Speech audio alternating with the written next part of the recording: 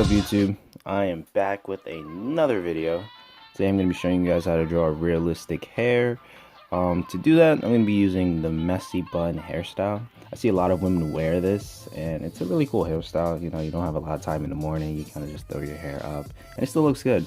I personally don't know how, you know. It's a very down-to-earth kind of look, and I just find it very attractive. Starting off this drawing, I initially sketch out in graphite. I find sketching out the initial structure or just basic shapes in charcoal is a little harder because it does stick to the paper a lot more, and you do get defined dark lines, and you don't want any of that in the drawing. At least not in the initial stages.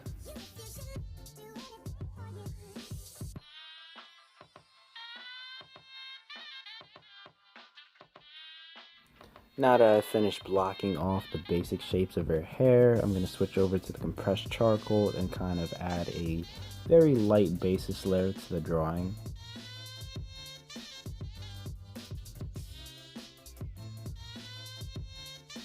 It covers a lot of the drawing without having to commit to any dark areas.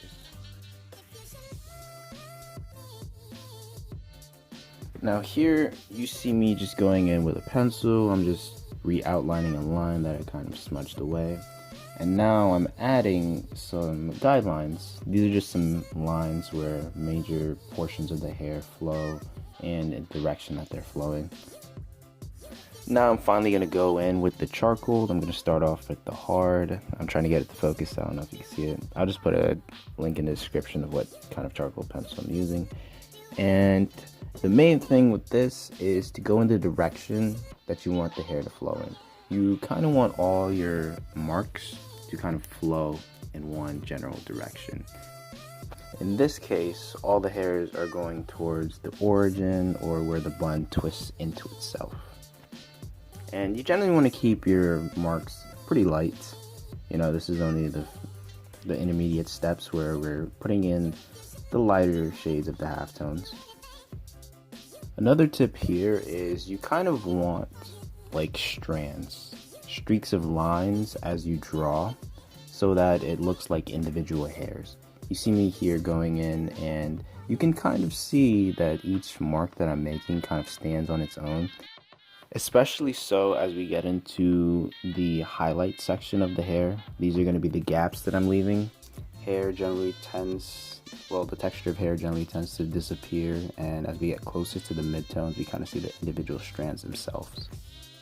So if you notice, the hair going towards the bun, not the bun itself, but the hair from the back of the head going up to the bun, is kind of taking different paths to get there.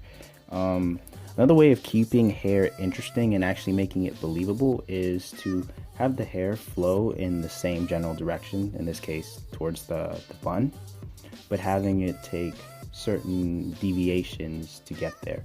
This not only favors real life, but it prevents your drawing from ever becoming flat.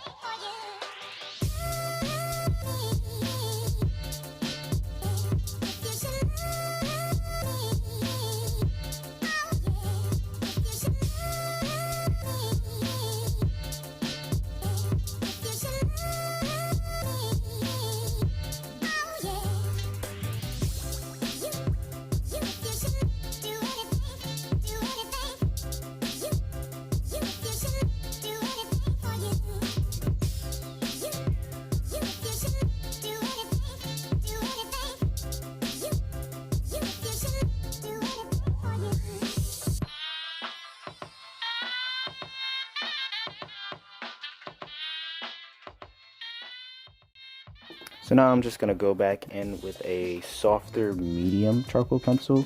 I'm trying to get it to focus here, but I think it's worse than the first.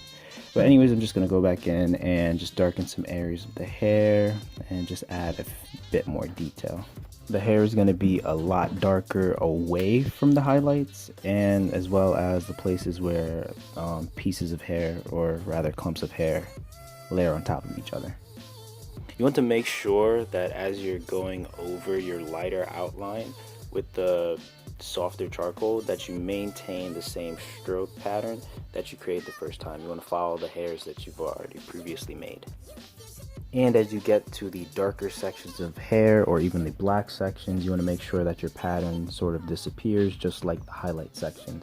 Only instead of a glow, it's just completely cast in shadow.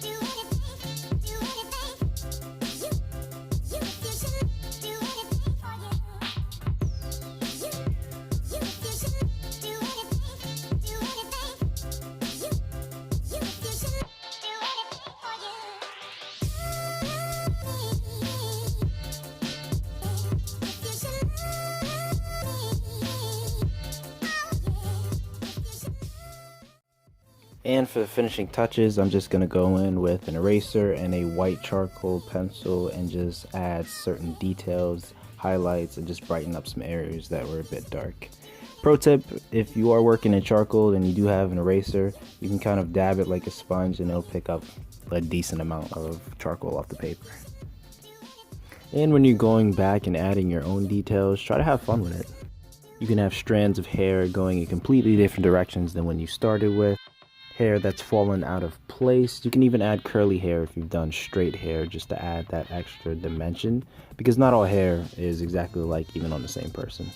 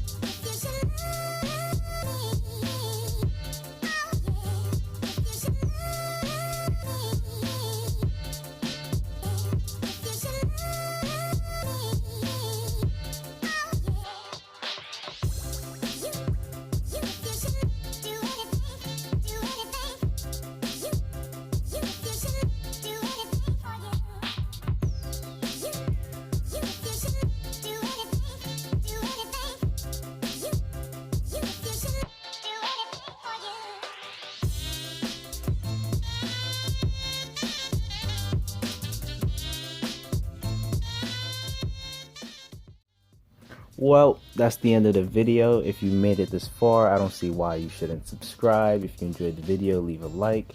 Any comments, suggestions, let me know what you want to see me draw next. Leave it down below. And I'm signing off.